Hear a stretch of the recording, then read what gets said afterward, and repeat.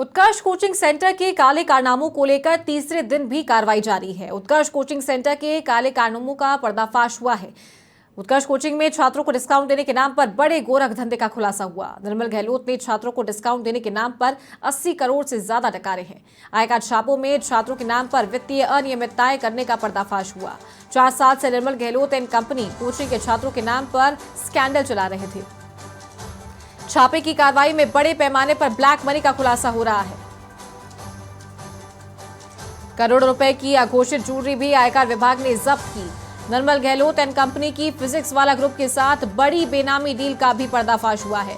आयकर विभाग को कोचिंग माफिया के ठिकानों पर सबसे बड़ी काली कमाई मिली है।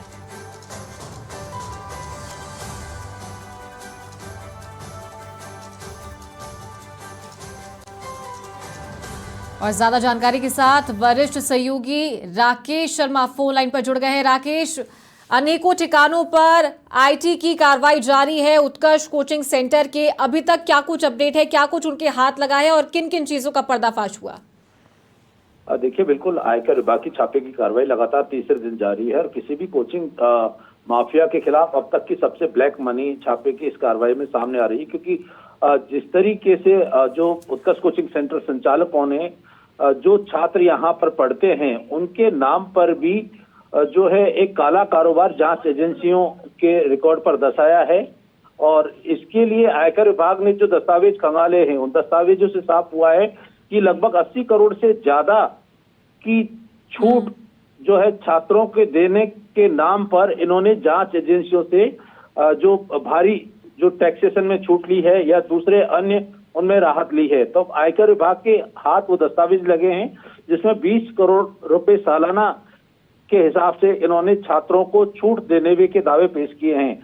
आयकर विभाग के अधिकारी अब इन कोचिंग संचालकों से पूछने के साथ साथ जो छात्र हैं उनके परिजन हैं उनको भी पूछताछ के लिए तलब कर सकते हैं, क्योंकि जिस लेवल पर इन्होंने छूट देने का दावा किया है वो आयकर रिटर्न से जब मिलान किया गया है तो उसमें भारी हेराफेरी सामने आई है। ये इनकम टैक्स रिटर्न में नाम मात्र की इनकम दर्शाते थे, जबकि वास्तविकता ये है कि इन्होंने 240 करोड़ की डील फिजिक्स वाला ग्रुप के साथ की है जिसमें 51% शेयर दिए हैं। यानी लगभग 800 करोड़ के नेटवर्क एक इन्होंने ब्लैक मनी से खड़ा कर लिया था। लेकिन जांच एजेंसी या जो छात्र हैं या उनके परिजन हैं उनके नाम पर किस तरीके से ये जो अंदर खाने करते रहे इसकी जानकारी इन्होंने किसी को नहीं दी। अब आयकर विभाग के हाथ जो दस्तावेज लगे हैं उनकी जांच की जा रही है।